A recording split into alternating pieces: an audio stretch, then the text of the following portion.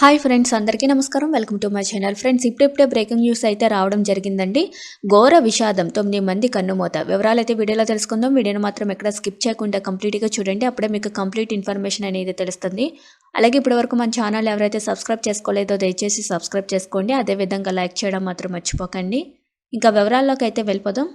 వారంతా సంతోషంగా పెళ్లి వేడుకకు హాజరయ్యారు. ఎంతో సందడిగా గడిపారు. కొత్త దంపతులను ఆశీర్వదించి తిరుగు ప్రయాణమయ్యారు.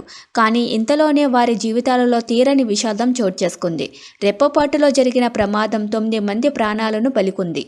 వారు ప్రయాణిస్తున్న వాహనం కాలువలోకి దూసుకెళ్లడంతో 9 మంది మృతి చెందగా 5గురు గల్లంతయ్యారు. హర్యానా రాష్ట్రంలో చోటు చేసుకున్న ఈ ప్రమాదం గురించి పూర్తి వివరాల్లోకి వెళ్తే, శుక్రవారం రాత్రి ఫతేహాబాద్ జిల్లా మొహామారా గ్రామానికి చెందిన 14 మంది పంజాబ్ రాష్ట్రంలోని ఓ వివాహానికి హాజరై తిరిగి వస్తున్నారు.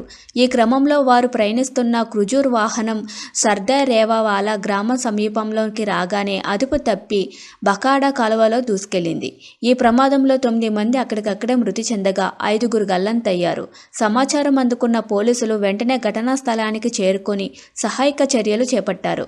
గల్లంతైన వారిలోని 2 రెస్క్యూ టీంలు కాపాడాయి. మరో 3 కోసం 50 మందితో సహాయక బృందాలు గాలిస్తున్నట్లు అధికారులు తెలిపారు. మృతుల్లో 5గురు మహిళలు, 11 ఏళ్ల చిన్నారి ఉన్నట్లు సమాచారం. పలువురు మృతదేహాలు సుమారు 50 కిలోమీటర్ల దూరంలో లభ్యం కావడం గమనార్హం. ఈ ఘటనపై పోలీసు కేసు నమోదు చేసి దర్యాప్తు చేపట్టినట్లు తెలిపారు. తెల్లవారుజామున కావడంతో దట్టమైన పొగమంచు, డ్రైవర్ నియంత్రణ కోల్పోవడంతో ప్రమాదం జరిగినట్లు తెలుస్తుంది. Thank you for watching this video.